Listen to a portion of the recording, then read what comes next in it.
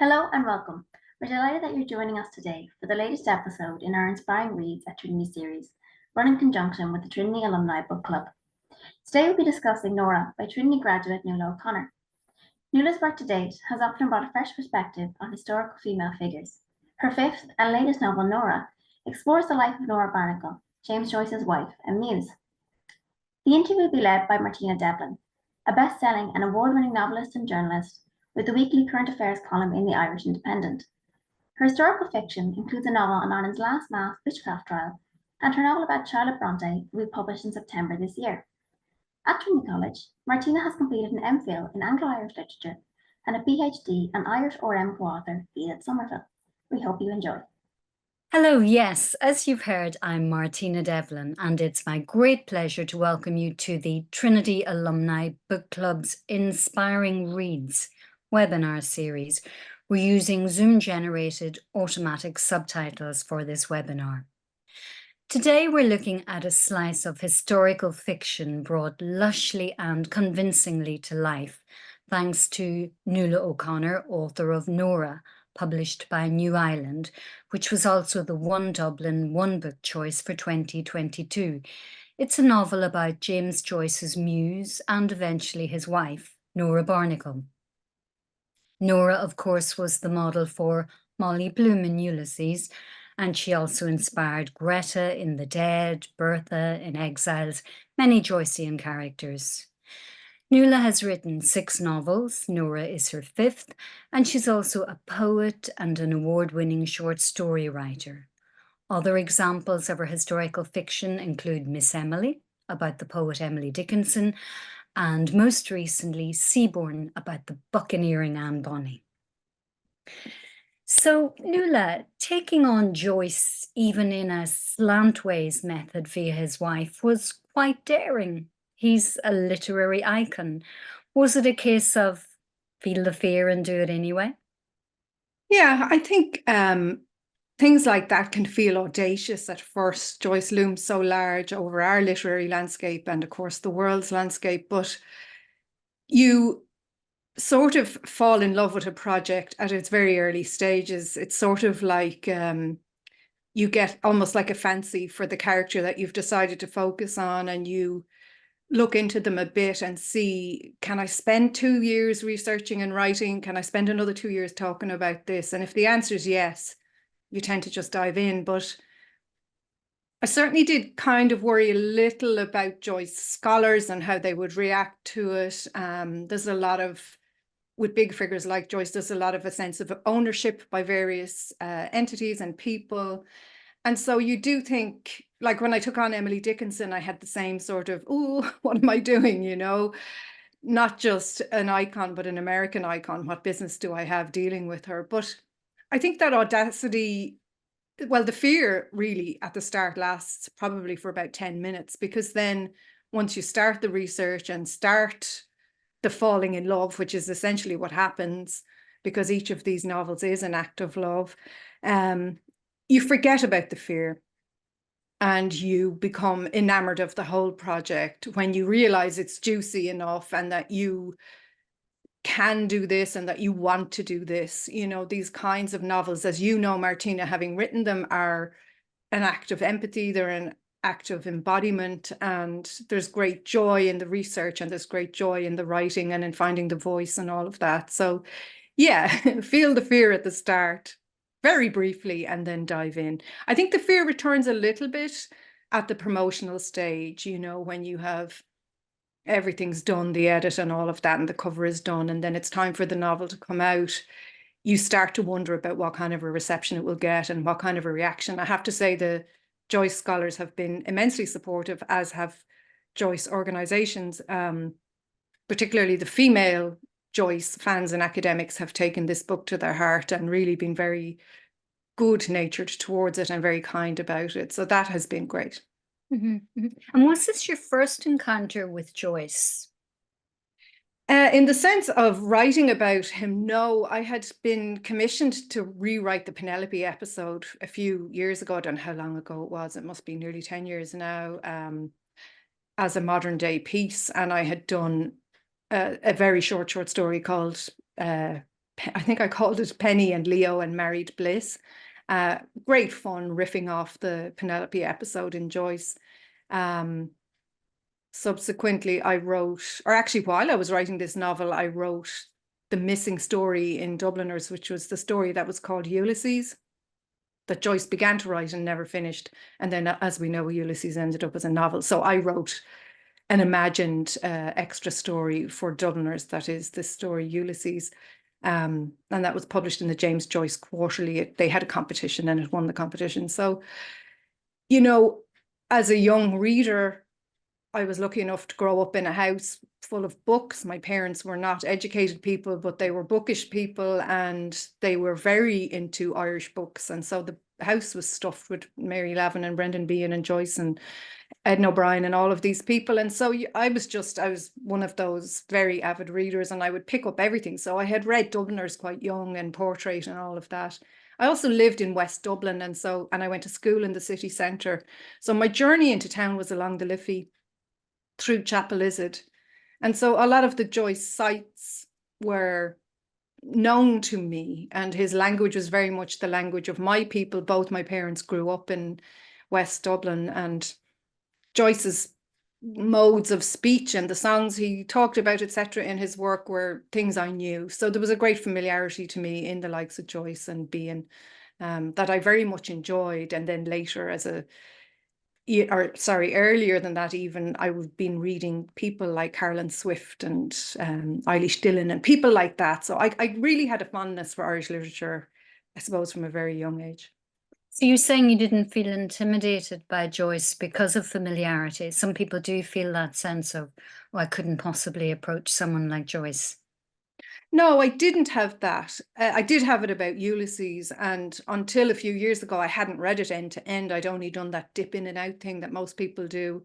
I read Penelope, of course, because that was the one that seemed to be of interest to everyone. The one that caused a furore, even though it was actually the Nausicaa episode, the one with Gertie, that got the book banned. So I had done that dip in and out and the effort to try and read it and been completely lost. But then I realized when I started writing Nora, my novel, that I had to read Ulysses end to end. It was absolutely a requirement. And so I did what a lot of people did, and I joined a group and run by Caroline Elbey in the the James Joyce Centre on Northcote Georgia Street. And that was a brilliant experience. And I've since read the book with 2 other groups. And I listen to it as well often as a comfort read on the brilliant RTE dramatization that's available on podcast, because it's just so entertaining.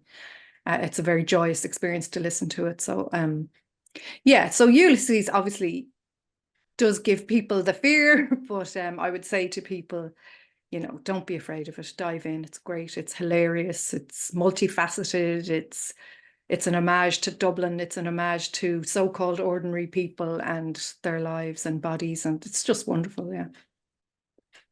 And Nora in particular, you chose to write about. Why her? Why did you decide to bring Nora to life rather than, say, Joyce himself, although obviously he's a character in it, but you focused on her?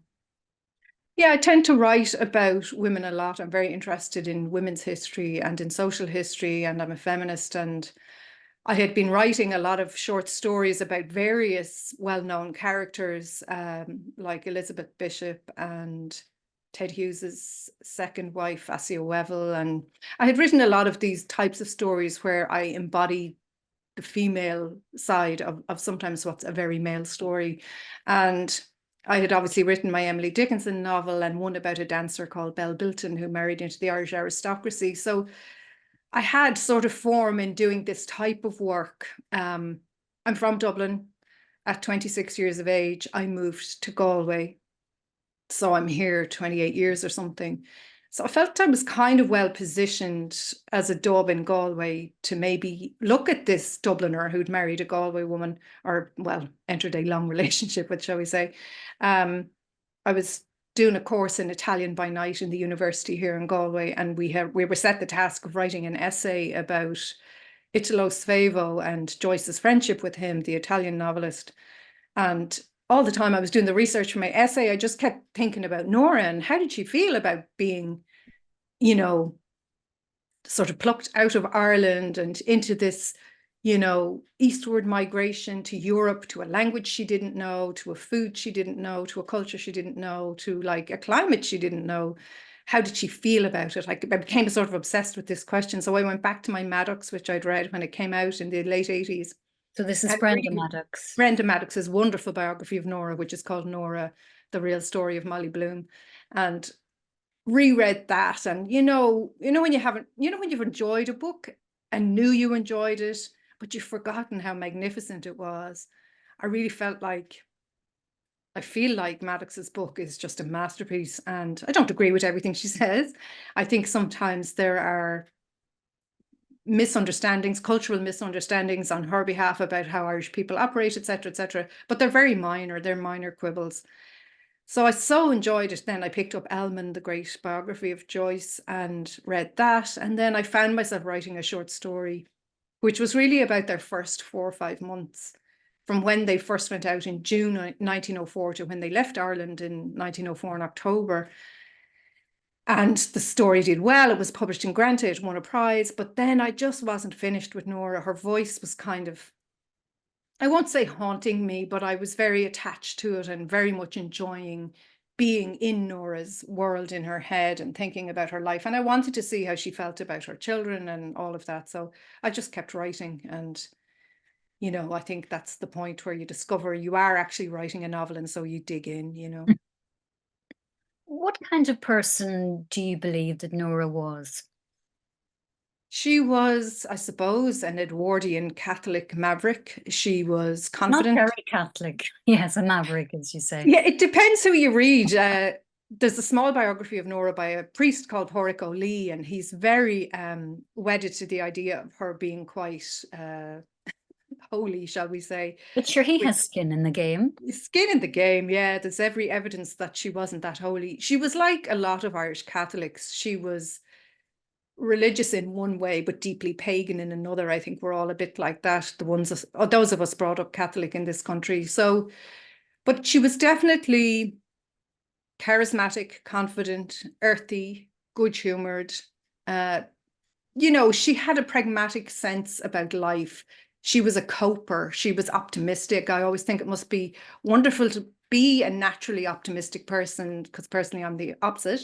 And she was stout-hearted, patient, obviously, because she put up with a lot from him, and very loving.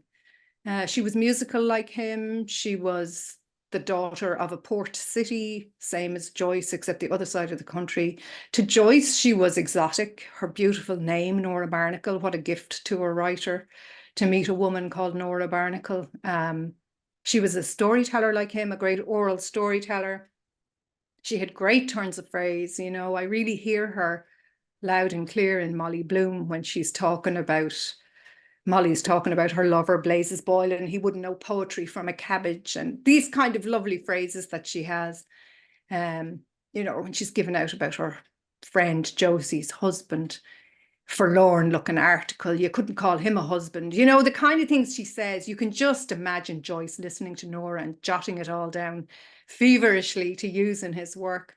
So she was, you know, there was an awful lot of snobbery about Nora, particularly in the expat community of Paris, that she wasn't a literary wife, so-called, in that she wasn't his secretary or his amanuensis or his, you know, in that sense. But she was the perfect wife for Joyce, because he was sort of fragile. He was nervous. He was tender. He was sensitive. He was sickly. They were both poor with money, you'd have to say. So she was very much the rock to him. You know, she was the water to his fire. He was shallow rooted and he loved novelty, whereas she was more steady and was more into having like a steady sort of life. But she followed him wherever he went, because she wasn't averse to novelty herself, you know. So they were a good match. A bit of a free spirit, maybe? Yeah, I think so. Like, she ran away from Galway because she was brought up by her granny. Her mother had 8 children, and Nora was found out to the granny, excuse me, fostered out in the way that Irish children often were, even when I was a child. Me too. Yeah. So she was living with Granny. So she kind of grew up as an only child, and she was petted and prinked a bit and, you know, treated well. And her Uncle Tommy also lived in the same house, and he tried to keep smocked on her by curbing her boyfriends, etc. Nora liked men from quite a young age, and her boyfriends were often a little bit older than her, which in teenage years can be huge if someone's 3 years older than you. She liked educated men, actually. And anyway, she had this Protestant boyfriend called Willie Mulvey, and he had a job and everything and from a good family, but the uncle went bananas. He didn't want her walking out with a Protestant, and he hit Nora, beat her with a stick. So she was having none of this, and a week later she ran away to Dublin. She had 8 years, I think, of work under her belt at this point. Like many Irish people, she left school at the age of 12 because you had to pay for secondary education, and families often didn't have that money. Hers certainly didn't. So she had worked as a porteress and a laundress for the nuns in Galway. So she had plenty of work experience and very quickly got a job with Finn's Hotel around there in Lincoln Place at the end of Nassau Street, and worked sort of all over the hotel, rather, doing barmaiding and also chambermaiding and stuff like that. So she was sort of a maid of all work in the hotel, and it would have been a kind of a nice little family hotel. Yeah, so she's a very capable person. Now, she didn't seem to be able to save money, because when they did emigrate in October 04, neither of them had any money. She had to borrow a coat because Joyce had warned her it would be colder in Switzerland. So she borrowed a coat off a colleague. And off they went with their no money and his dreams, not really hers. Maybe her dream was for adventure. I think it must have been, because why would you sign up to such a scheme? Like, she was putting herself in a very vulnerable position by going away with Joyce as an unmarried woman. He had told her, I don't believe in marriage. This is not a marriage outing. We can pretend to be married, that's fine, but we're not getting married. And she agreed to this. You know, it's all laid out in letters and stuff. She agreed to it, and off they went. Mm-hmm. Did you feel an empathy with Nora? Yeah, hugely. I I was a bit of a devil myself, and I quite liked adventure too. I went off to Switzerland at the age of 18. Did you borrow a coat? Had my own coat. I had worked and paid for my own coat. I was in college, and I took a year off because college wasn't exactly what I thought it was going to be, or something was not quite clicking with me in college in first year. I did end up going back, but I went off to Switzerland on an adventure, a solo adventure. But oh sure, I hadn't reckoned with the homesickness. I was miserable there, but I stuck it out, and I worked for a few months, and then I worked in Germany for a few months, and then I came home and went back to college. But I did feel Nora's homesickness hugely when she first when really they ended up in Pola and then Trieste, and she was hugely homesick. And homesickness hit me like a bus when I was away. I was shocked by it, even though I'd had a very sheltered childhood, and you know, really was very naive while thinking I was terribly worldly, you know. So I could really empathize with Nora's homesickness when she was first away, and how the food didn't sit right with her, and, you know, the kind of collective personality of the Triestine people. She found them rude, but then she didn't speak the language, and, you know, all of that stuff. I was like, really kind of, I could understand it from her point of view. And also, I think Holy Catholic Ireland didn't change hugely between the early 1900s and to when I was born in 1970. You know, you had a very sort of prescribed life. I was working class family, same as Nora, you know, big family, wouldn't have had a lot of money. And, you know, there's not that much distance between people in that sense. Ireland has changed hugely since, obviously. There's a lot more money swilling around than when we were children, Martina. But yeah, I did. I kind of feel like, and I loved her as well. I admired her courage. I feel she's a very courageous person. Brenda Maddox said that women like Nora used their courage to, I'm paraphrasing, to mold their fate, not to change it, or something like that. But I do think that she did have a hand in molding her own fate as well. Like, you know, she controlled things like the amount of children she had. Realistically, she would have ended up like her mother if she'd stayed, maybe with 8 or 9 kids. But she and Joyce employed a kind of a contraceptive technique of top to tailing, etc., and abstinence and stuff like that. So she knew she didn't want 8 kids, I'd say, knew that very well. And even when she had the 3rd child and miscarried it, she didn't really seem to mind, whereas Joyce was kind of devastated. So she had a hand in her own fate. Mm. And is this sense of empathy that you've described with Nora, is that something you need to access for all your protagonists in your fiction? I think so, yes. I think empathy is hugely important because you can look at the choices people make and feel critical of them. But when you do a deep dive into research and you read their letters and letters that are written to them, when you read as many of the biographies as you can stomach and, read their friends' testimonies, you get a really wide picture of who these people were. And it's like anyone you know well, you feel more protective and hopeful for them than you do with people you barely know. It's just a natural human instinct. And so the more you get to know these people, the more you love them and want the best for them, even though often you know the arc of their story and you know the tragedies that are coming down the line. You want to hold their hand rather, and go with them and help them through it and give them a thought process. As we know, biographical fiction is about taking on the person and trying to see things through their eyes, not through your own eyes, but through theirs, and to understand the ups and downs of everything that happened through their eyes and how they felt about everything. It's an emotional, it's an emotional kind of bond thing you're doing. So you can't help but be empathic. Like after Nora came out and I was doing a lot of book clubs and stuff like that, a lot of people were very critical of Joyce to me. And at the start, I was really taken aback. I thought he was wonderful, deeply flawed, yes, but aren't we all? He also seemed like a very Irish man to me, in the sense of the men I knew growing up had public outward lives. They went to pubs and they drank and off they went out, whereas women had very home-based lives. I'm talking about now the 70s and stuff.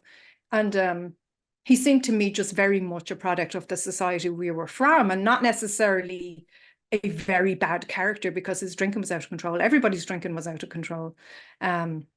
Whereas I felt this was really being held against him by many, many people that I spoke to.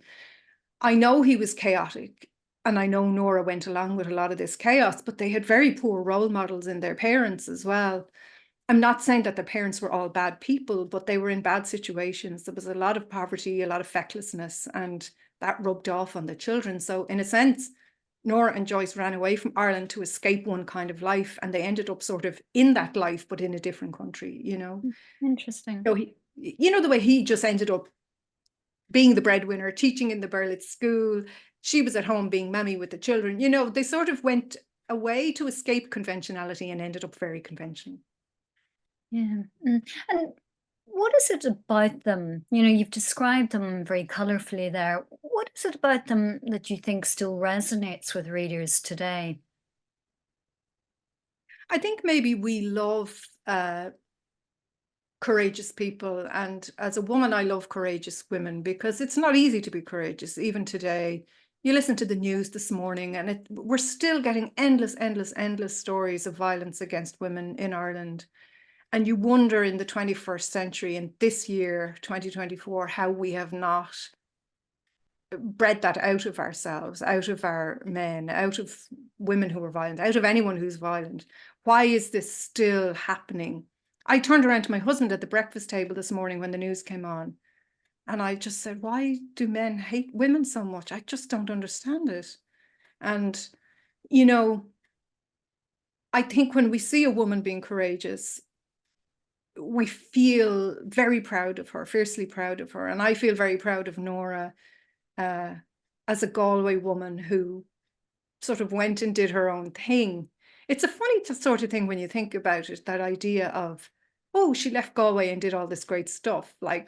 But also there's women who stayed in Galway and did great stuff. And we were talking about this actually at the Dalkey Festival recently, this idea of ordinariness in people. And I was sort of saying, let's ban the word ordinary when we talk about people. No one's ordinary. Everyone's extraordinary. everyone has, you know, a sort of a unique story and a get up and go and a way of doing things that's unique to themselves. And I think it's important to celebrate so-called ordinary women like Nora, and really how much and how crucial, utterly crucial she was to the entire project of Joyce. If you want to look at Joyce, the writer, as a product of something, he's the product of a supportive spouse and several other supportive women who financed his life and his lifestyle. The likes of, obviously, Sylvia Beach, who published Ulysses, and Harriet Weaver, who essentially gave them money, the equivalent of 1.5 million euro in today's money, to live, you know, just basically to live, not to produce. There was no caveats or whatever, that she just gave them this money. She was an heiress. So I do think that he could have done none of it. And Stephen Joyce, Joyce's grandson, said this. He called Nora Nonna. They used Italian. Italian was their home language. And he said, I'd venture to say that without Nonna, he, meaning Joyce, could have done none of it. You know, and this is true. And I think sometimes people don't want to acknowledge that. You know, there's this thing that the great artist is the great artist, but art is never made in isolation. It's never made in isolation. And over we hear these stories. And I was listening to a podcast lately, the one about Lee Krasner and Jackson Pollock, and how she eclipsed herself and her art in order to promote his. And then I was researching Larry Durrell and Nancy Durrell, his wife, who was a visual artist, and how she basically became a housewife so that his literary career could take off. And she sort of didn't get back to her own art until later in life. And I don't know, I just feel ragey about this stuff, about women being eclipsed. I know Nora wasn't an artist, but just the idea of giving up all of yourself so that the man can flourish, it just... And having said that, I have an extremely supportive husband who facilitates my art. You know, he has a real job and he allows me to do the travel I do and to basically be a full-time writer by supporting me and our family, because on the type of money a writer can earn, you simply cannot do that. So there's no guarantee of money. And I think it's one of the big things that's problematic, that writing can only be the preserve of people who have the means to do it, you know, full-time writing, that is. And it's a wonderful thing to be able to devote yourself full-time to it. It's difficult when it's a part-time enterprise. Well, now you put your finger on something there when you talk about financial struggles, because it wasn't all adventure and the high life of the successful years for the Joyces. Yeah. There was a lot of hand-to-mouth existence, living in rooms with children, taking and washing to keep the family. And you don't shy away from that at all. How did you feel about Nora and Joyce at the end of the novel? Well, I still loved them very much, and I felt huge and deep empathy for them. Nora, being a practical person, did take in washing to supplement their income when Joyce was teaching English at the Berlitz School and also to private students. She had to, because they weren't getting by. I mean, they frivoled money. It just seemed to flow through their fingers. They weren't good managers of money. And as you said, she didn't have a kitchen, though, a lot of the time, did she? A lot of the time, yeah. They would Not have, like, necessarily that you want to go out and eat, but if you don't have the means to cook in your room, what can you do? Exactly. They lived in rooms in people's houses. And actually, she didn't like sharing a kitchen with another woman. And then in Paris, people thought she couldn't cook because they ate out, but she could cook and she loved to cook. And when they finally got a flat that they stayed in for 6 years, she loved to cook roast dinners, roast chickens, and she had the best of cakes and everything. She loved to entertain at home and cook for people. You know, so I think that there was a lot of assumptions made about her. But yeah, I mean, I didn't grow up poor exactly, but money was in scarce supply. And so I understand not having money. And I think it's important when you're portraying these kind of characters that you show that the money did not come until quite late on in the piece. And actually, as soon as they had money given to them by Harriet, things started to go downhill. You know, really, money is not always the answer. Obviously, it makes things easier, but they were always living in sort of borrowed flats. And the first place they went to in Paris in 1920, Lucia, their daughter, said the furniture was held together with spit. And often she and Giorgio would have to sleep on sofas and chairs and things in the living room. It wouldn't be a 2-bedroom arrangement or anything like that. So yeah, like when I was writing the novel and my agent was asking me how it's going, she was saying, are they still in Trieste? Could you not kind of hunch them and move them along to Paris? But really, Trieste was their formation. It was where they became a proper couple. It was where they had their children and their family. It was where they became really solid. And it was kind of a golden time for them. Paris was very much, Joyce was already 40 by the time they were 38, 40. I think he was 38 when they went to Paris. So they were already heading into sort of middle age, and middle age came a lot earlier in those days. So the bohemian Paris that my agent was envisioning Joyce and Nora being in wasn't really what they wanted at all. They were quite square. They were quite old-fashioned in a sense. And it was Lucia and Giorgio, their children, who became bohemians. And for a number of reasons, the children, mainly because Joyce and Nora were constantly moving, their education had suffered. They weren't cut out for careers. Giorgio wanted to be a singer, but he was an extremely nervous individual. Lucia obviously wanted to be a dancer, but overnight she decided not to be a dancer because she went to a ballet and saw how brilliant the ballerinas were, and that was it. She just like that said, no, not doing this. So they took to the drinking and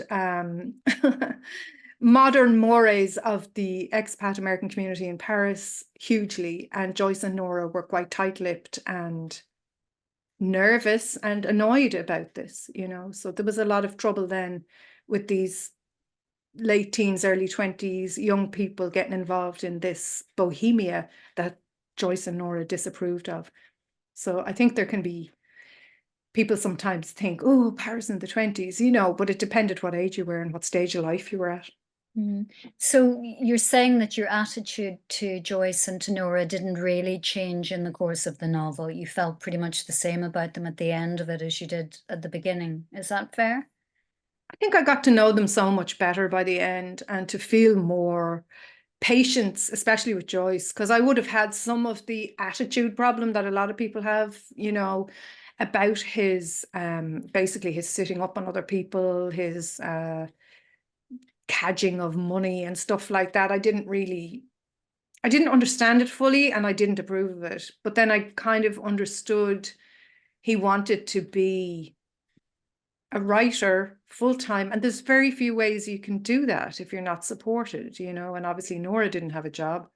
Giorgio and Lucia didn't have jobs, so he had to be the breadwinner as well. And he found ways to do that, and he was extremely lucky in the people who he met. Ezra Pound helped him hugely. Whatever we think about Ezra Pound later on and his choices, he did help Joyce hugely. It was he who said to Joyce, you need to come to Paris. That's where all the literary men are, ignoring Gertrude Stein and all of these other people, Juna Barnes, who were there. But anyway, Joyce did end up in Paris on Pound's recommendation. Pound introduced him to Harriet Weaver. So it's very much about that, isn't it? You can have these very lucky breaks that make things roll on a bit better for you, and that's what happened to Joyce. And he wasn't shy about asking either, Joyce, he didn't have confidence as an individual. He was a shaky, kind of a nervous, limp handshaker type of a guy, didn't really love socializing with strangers, but he had uber confidence in his writing, and rightly so. And so he wasn't afraid to ask the likes of Harriet Weaver for money for this, that, and the other. And Yeats and Lady Gregory too in Ireland. I mean, he tapped everyone. Bernard Shaw, yeah. I always felt very sorry for Stanislaus, his brother, who's a character in your novel too. Yeah, I always say poor Stanny, and then I say I don't like saying poor Stanny because he was a good, decent, stand-up individual who really and truly was so good to them. I mean, in the great Irish immigrant tradition, Joyce brought him over to Trieste to essentially improve Stanny's life, but really to improve his own, because it fattened their coffers having Stanny there. And kind of everybody knew that this was the arrangement. Stanny was a good man. He was Joyce's sounding board hugely in literary matters. He was a bit baffled by Ulysses and Finnegan's Wake and told Jim as much. He said about Jim, he uses me as a butcher uses his steel, which is something to say about your brother. But Joyce was awful cruel to Stanny. But Stanny was a great help to the family and eventually found a lovely young wife for himself, and in a very ironic move died on Bloomsday 1955, and also called his first child and only child James. So there was great love, but it was a sort of a difficult love between the two of them. You know, Joyce had a superiority complex. Some of it warranted, you know, but poor Stanny, yeah, he did suffer. And I don't really like saying poor about anybody because it just seems like you're downgrading them, but he was a good man, I think.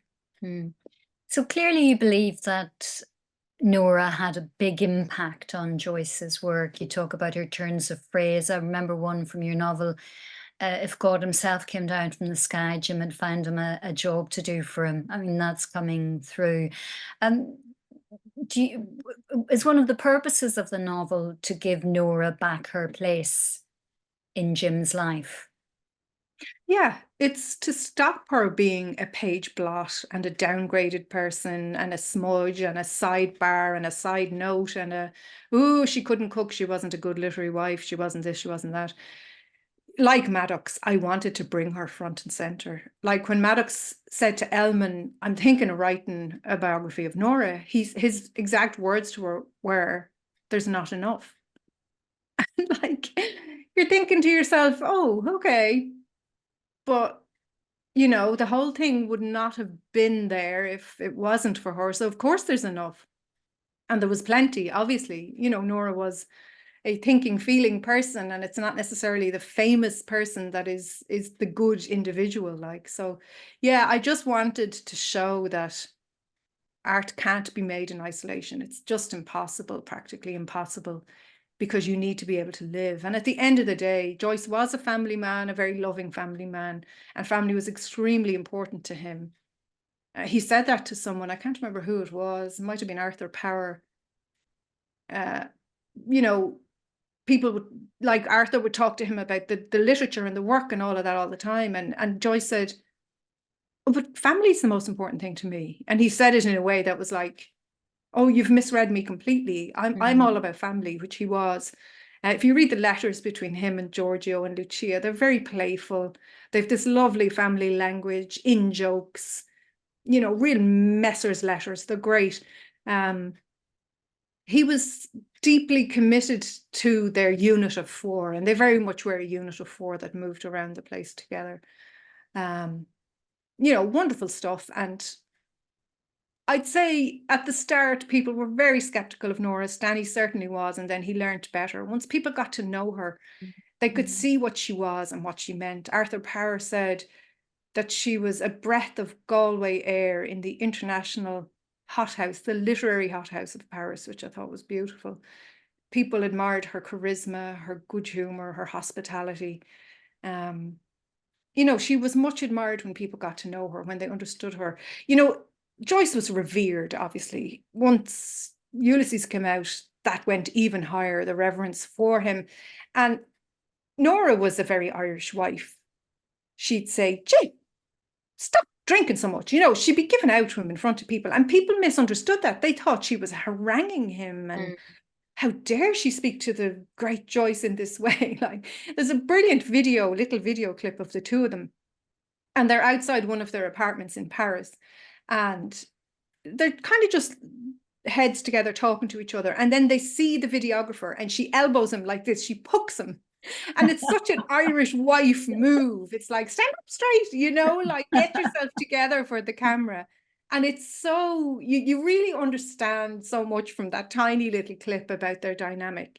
She was she was always threatening to leave him, and she'd write letters to her mother and prop them up on the mantelpiece and say, now I'll be sending that. I'll tell her that you can't support us. She threatened to get the kids baptized because he didn't want them baptized in the church and all of this. So she had a way of sort of keeping him in his place, but he found her vastly entertaining as well. He adored her. You know, he said, if I'm to write anything fine or noble in the future, I shall do so only by listening at the doors of your heart. You know, he And of said course, sorry. several things like that to her, Yeah. you know. And of course, her stream of consciousness letter writing is, you know, said to have influenced him. Joyce famously used stream of consciousness in his work. Yeah, You can hear her rhythms, can't you? absolutely. You know, he would read obviously the letters that she and her mother exchanged, and there was no punctuation or, you know, capital letters or anything. And he would remark on this, and she'd be like, "Oh, sure, nobody cares except you." And then he stole it, of course, for Molly Bloom, whose beautiful soliloquy is just 8 long sentences that wrap around the reader of, you know, Molly's very female mind jumping from one thing to another. You know, she's thinking about her friend's husband, and then she's thinking about what she'll make for his breakfast, and then she's listening to the bells of the church, and then she thinks she needs to go to the toilet. And it's just this fabulous, I think, very female thought process of, you know, jumping around. And I would say I'd say Nora was a great monologuer, you know, and maybe in the way of the Irish wife, a great giver outer, you know. So I think she I had think, plenty to give out about. oh, plenty to give out about. Yeah, no, he was an awful drinker, especially at the start. And you know, he would disappear and spend their money on drink that they could ill afford. You know, it must have been so infuriating and disappointing to have given up your whole life to this. But they seemed to muddle along, you know. And like she'd give out about him, but then she'd defend him as well if anyone else gave out about him. So yeah. So what were the main challenges you faced while you were researching and writing, Nora? I mean, obviously you've said about feeling the fear and doing it anyway. Was there anything in particular, though? Any particular obstacles? I suppose when you write something like this, you come at it with a very particular, very personal lens, and it's to make sure not to insert yourself into it or your own maybe mores or ideas or whatever. And so it's that challenge maybe of keeping yourself out of it and keeping focused on the fact that she is from the Edwardian era and what would she think, and you know, her Catholic background, but then she had an unusual kind of Catholic background, being brought up as an only child by her granny, you know, so she would have grown up very much around adults, which is probably why she liked older boys, you know. And it's just that thing of you know, I come at it, I suppose, as well as a mother and as a feminist and as, you know, all the things that I am that you bring to your fictional table that can't really help but leak into the work.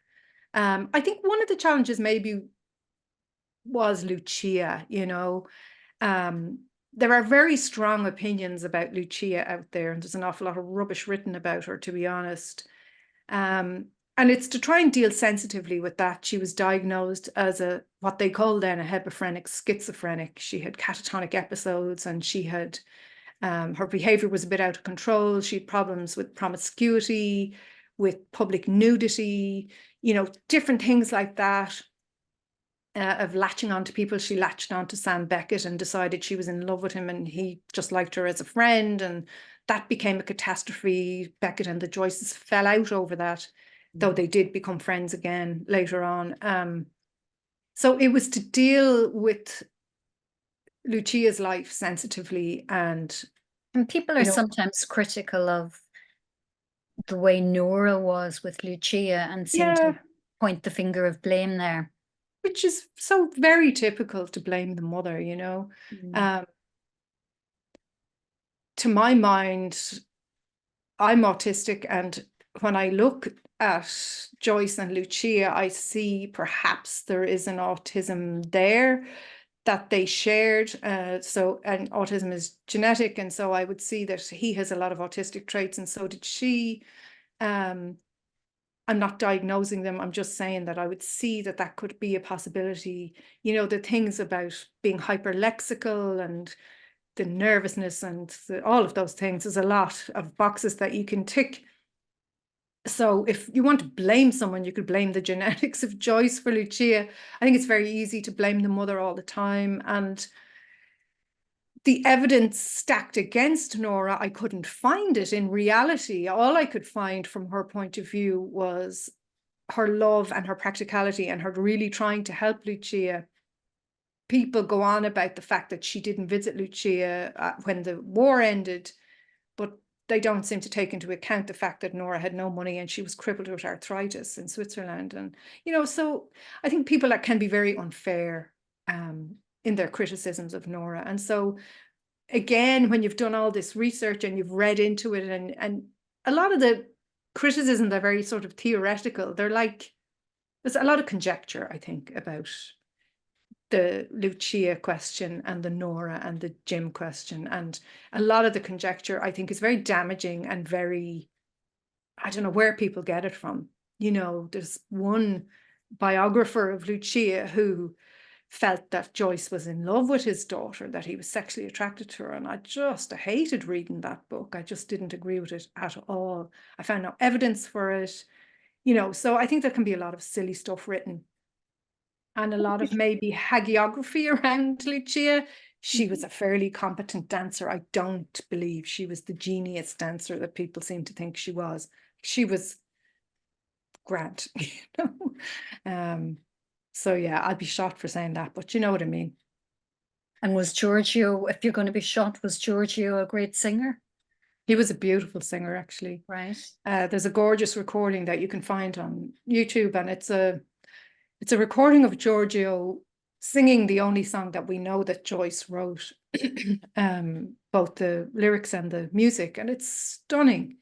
But he just was extremely nervy. Again, he may have had that autistic fear of people element, and just did not like going on stage. He had the dread, what I call the dread within myself. So he couldn't sustain a career. He did do a few public appearances, but he couldn't sustain it. And so, yeah, no, he had a beautiful voice. And I do think Lucia was probably a competent dancer. Unfortunately, there isn't a lot of footage of her actual dancing. There are photographs that Bernice Abbott took, and they're fantastic, and her fish costume is fantastic, but it doesn't mean that she was destined to be a brilliant dancer. It doesn't mean she wasn't either, but you know what I mean? I think people take the very few facts they have about Lucia and they make something, they try and make out that Joyce and Nora stopped her, but they didn't, In my research, they didn't. Yeah. So Edna O'Brien's essay, James and Nora, Portrait of a Marriage, which was published in 1981, Edna O'Brien says, if only Nora had kept a diary, what was she thinking during their rackety life? And of course, that's where the novelist has the advantage, because you can imagine her thoughts. Yeah, we come in and, take on the person's soul and their emotions, and we write what I call probable believable scenes, that we take the facts of what we know, these factual crumbs that we have picked up from all the reading, and we fashion those into something believable. So I'm quite wedded to the facts, but I also am writing a novel. Did you take any big giant leaps though in directions that perhaps there's no evidence for? Yeah, I think one of the things I did, and it's the only thing I'm hyper aware that I did, was that I warmed up the relationship between Stanny and Nora to be a little flirty, because Jim was away a bit and Stanny was there living in the same place, and they were very close, and their letters are quite flirty, actually. When you read Nora's letters to him in Katzenau and his to her, they were quite flirty, and she sent him care packages when he was imprisoned in Katzenau, lovely things, cake and cigarettes to trade. And, she sent her photograph, which was a very normal thing for people to do in that time. And he had it up on his bed, and the guard said, "Is that Mrs. Joyce?" And Stanny said to the guard, "Yes, it is." And then relays this to Nora. So I didn't exactly tell a lie, but he thought you were very handsome. And, there was a flirtiness, and it's an Irish thing, isn't it? The two man, one woman scenario, December Bride and Diarmuid agus Gráinne and Tristan and Isolde. And, it's a fun fictional thing to do to warm up these relationships to a sort of a flirtatious level. And she was gorgeous. And he was probably better husband material in the sense that he was completely sober, and in every sense of the word sober. He didn't drink, and he was very steady and good, and like, but he wasn't Jim. So yeah, so I warmed up their relationship a bit, and I put in a little fictional bit about a plate that Stanny engineers Jim to buy Nora, but she knows it's really from Stanny and blah blah blah. So Of course, Nora and her family lived and travelled around Europe, which was plagued repeatedly by war, pandemic, political upheaval. It all sounds rather familiar today. I mean, have you come across anything from their experiences which are applicable in today's world? Well, I suppose like you say, every era is in flux, really, including our own. But, at the heart of most people's lives is their families and the sort of mundanities of life, like childcare and housework and stuff like that. And if we're to learn anything from their sort of rove around Europe and their straitened circumstances, is that we have to be welcoming here in Ireland to everyone who comes, because everyone is coming for different reasons. And,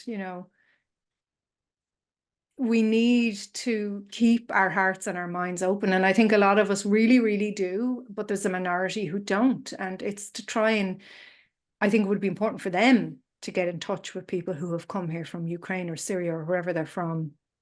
I'm in a women's group here in Ballinasloe, where I live, and some of our members are from Syria and some are from Africa and different places. And it's just so wonderful for everybody to be mixing there together and learning each other's stories, and we exchange cuisines and stuff like that, and if we could get more of that, like more of our newcomers into the men's sheds and places like that, where there's really just so-called ordinary people again.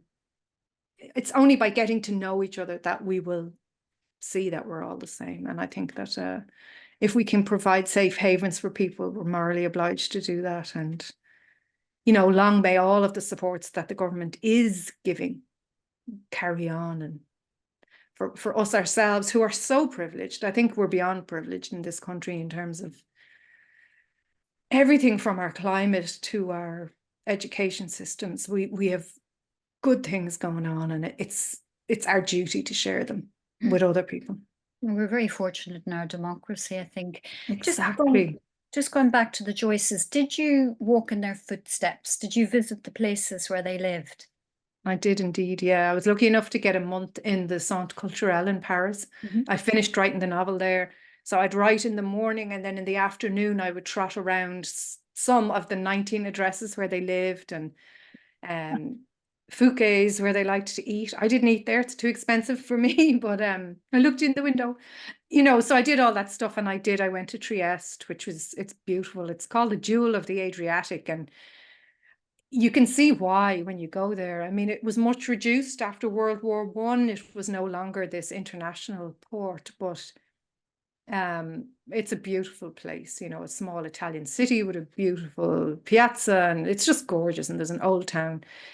It physically wouldn't have changed much since the Joyces were there. So very, very beautiful. And I went to Zurich, which I had been to before in my Swiss odyssey as a child. Very strange place. And I know the Joyces found it strange, but it was also the place that was very, very good to them. It gave them refuge during 2 wars. And of course, Joyce died there and is buried there. And Nora is too. And she died there. So I did all that. When it's possible to walk the ground, it's very good to be able to walk the ground, because you get a real feel. It's lovely to stand outside the buildings, or indeed inside them, where these people lived. It's a real feeling of putting your hand back through the past and taking their hand. And you're doing that anyway when you're immersed in the work. And I'm sure for yourself, you went to Haworth, and when you were writing about Edith Somerville, that you were down in Cork, and there's utter joy in that stuff, isn't there? Well, I love objects. I love to see objects associated with the people I'm writing about. You didn't come across any Joycean objects, did you? Unfortunately, they're way out of my price range. But for other books, I've been able to buy little things, like especially Belle Bilton. I was able to buy some little things belonging to her family, and she featured on cigarette cards and things like that. I was able to buy them. But I also went to visit her. Well, I did the divorce petition that was in her divorce case. So you're able to sit with a document that's been signed by these people, and this kind of thing is the sort of stuff that, as material culture people and research fetishists, we just go crazy for. So yeah, and one of the best things, not in terms of Joyce, but in terms of Emily Dickinson, was Dickinson's stuff is very scattered because of a family sort of a family rift, right? I won't go into it, but anyway, there's a lock of her hair in the university, one of the colleges in Amherst where she was from, and the curator, they have it locked away, took it out for me to see. And even she clearly shows this piece of hair to a lot of people, but the reverence on her face and the joy that was going back and forth between us with Emily's hair, in this little box. And is it black? No, red. She was not strawberry blonde like you, but rich russet red. Astonishing color, shiny, shiny, beautiful, beautiful. So, and I saw her real desk in Harvard, and her family china is in another place in Amherst, and in yet another place has her dress. So you do this kind of going around the houses thing. And same with Joyce. Like, I went to the Joyce Foundation in Zurich, and I went to, obviously, the Martello Tower in Sandy Cove, and I was a volunteer guide there. Oh, it's a fantastic place. They have brilliant artifacts. So it's all this business of going around and looking at all this stuff. You can't touch it, but you can look. No, you can't touch. Yeah. Not even volunteer guides. No, exactly. I just love that. Like you, I love that. Yeah. It just brings them to life, doesn't it? Yeah. You can see the grooves in the guitar that he played, or the shine in the material from a tie being knotted. Exactly, and the grime on the waistcoat that his father gave him, the dirt of his father and the dirt of Joyce, not to be too weird about it, is there, like, the it's skin literally cells. Yeah. So yeah, I am a big material culture person as well, and I just love that sort of, that the objects are imbued with them and that you can feel them. And I do a lot of that research of the stuff and what was in their apartment and studying photographs and all of that stuff. So luckily Joyce was well photographed by fantastic photographers, some even color ones. So you really can get close to, and Joyce and Nora had funny kind of old-fashioned taste. Their taste was quite Victorian, actually. And their friends were kind of taking the piss about this, Really? Oh, yeah. They had like brocade tablecloths when people would have, either no tablecloth or something very chic, So they were kind of being sneered at a little bit for their funny taste. Joyce had portraits that belonged to his ancestors, and they were all up in their apartment in Paris, and they were in gilded frames, which again was quite old-fashioned by the 20s and 30s, and people were sort of sniggering, but that's what they liked. So good luck to them. Yeah. So Nuala, what's the biggest challenge when your characters actually lived rather than sprang from your imagination? Is it a sense of responsibility? Oh, absolutely huge. But I think also there's a lot of mixed feelings about biographical fiction out there. I think some people think it's a form of cannibalism. I know that Colm Tóibín, who writes these types of novels, I heard him read at Cheltenham and speak about his Thomas Mann book, and he was saying, it's a terrible business and wrong to be doing this, but he does it anyway, obviously, and so do we. That it's a shameful business, he said. It's shameful to be doing this, but you kind of can't help yourself because, I think there's another sort of school of thought that it's like, it's not original, it's piggybacking on other people's lives. Or then there's this, Anthony Beevor talks about faction creep, how, say, the stuff I write about the plate and Stanny, people believe that's 100% true, and then they start saying that this is true and it's not true, and that everything gets a bit muddy. But like, I'm very clear that I am a fiction writer. I did not live in 1904. I wasn't in Nora's bedroom with her. I don't know what went on. You know, there's an American tradition of writing Nora ad novel on the front of novels. They say at novel on the front of novels. So everybody's clear what they're getting. Whereas here, we don't do that. And somebody actually reviewed my novel as if it was a biography, and they seemed terribly confused by the whole enterprise. But like, I am a fiction writer. I am in the business of writing stories. Yes, I'm wedded to the facts, but as Hilary Mantel, our great, wonderful Hilary Mantel, the late great, said, you know, in these types of novels, fact and fiction can't be separated. It's like trying to separate mayonnaise, the oil from the egg yolk. It simply can't be done. And also, like, I do an awful lot of research, as you do, but we're not slavishly following the research, the person who's done the research. We have our own ideas and nuances that we're bringing to this. And so we're filtering the filter. You know, when Brenda Maddox, for example, posits that Nora may have been prostituting herself in Galway, and I disagree with that. I don't think that that's possible or true, because she wouldn't even let Joyce past her corset, which he called the breastplate. I think, no, she's got that wrong. So that's not going into my book. So we filter the filter of what we're being presented with. This is my version of Nora and Joyce. Mary Morrissey's version is different. You know what I mean? Frank McGuinness's version is different. Anybody who's written about them, their version is different. But I'm not claiming this as a definitive, factual presentation of what happened with Nora and Joyce. It's my version from what I have gleaned and from what I've imagined. So I think that some people just are biographical fiction, rather. They're anti-historical fiction. But, you know, it's something I find great joy and pleasure in writing. It's not something I'm going to do forever. I will do it on and off, maybe. My next novel, the one I'm writing at the moment, is contemporary. The one that has just come out, Seaborn, is historical. All of my novels are from different eras. You know, I'm not just wedded to one thing. Like you, I'm a writer. You've written a futuristic novel, post-apocalyptic type novel. You've written historical. You've written so much stuff.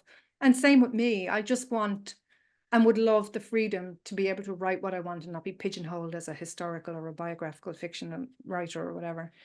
I think as writers, we just want to write. We want to explore stories that excite and fascinate us. And that's really all I'm in the business of doing. Well, you used a very nice phrase earlier, which is it possible probables or some version of that? Oh, probable, believable scenes. Probable believables. Yeah. Go on. Yeah, that's what it is, isn't it? That like this could have happened and it seems believable. And isn't that enough? Like, I think my project with these women is to bring them forward, you know, to kind of bust a few myths about them, to stop them being downgraded as they have been, or the sort of tropey way they've been looked at, like Emily Dickinson as this one kind of, you know, weird little woman at a window. She wasn't that. She was extremely strong-minded and strong-willed, as was Nora, as was Belle Bilton. So I want to show their strengths and their courage and their humor and all of the things that we all have, like that make us a rounded and them very interesting human beings. Okay, final question, just a quick one. Do you have a favorite memory from your time at Trinity? I was very active in Uncommon Gaelach.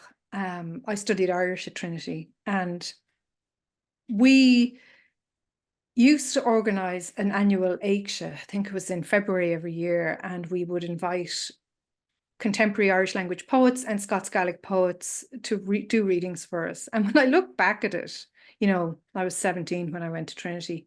What an honour and a privilege to be rubbing shoulders with the likes of Nuala O'Connor and Sorla MacAlán and all of these people. So yeah, I have very fond memories of those Aigshes and of our trips west to Connemara to Carna, and also our Cayleys that we organised.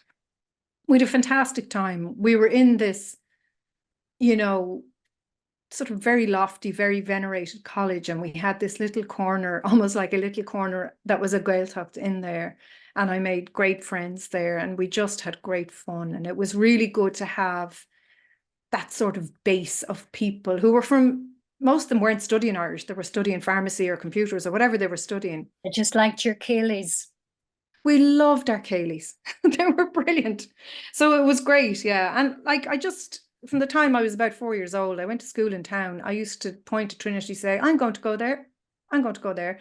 And my father, being an armchair Republican, used to say, you're not going to that Protestant stronghold. But then when I got in, he was immensely proud of me, you know. Oh, Yeah. as I'm sure he had every reason to be. So the Inspiring Reads at Trinity will return later this year with more webinars. If you'd like to join the Trinity Alumni Book Club, please email the alumni office at alumni@tcd.ie. You can also join via its website. Now, this is a bit of a mouthful, I'll take it slowly. tcd.ie/alumni/community/book-club, or this might be easier by scanning the QR code on your screen now. That's all from me, Martina Devlin, and of course you've been listening to the magnificent Nuala O'Connor, author of Nora. Thanks, Martina. Thank you, Nuala.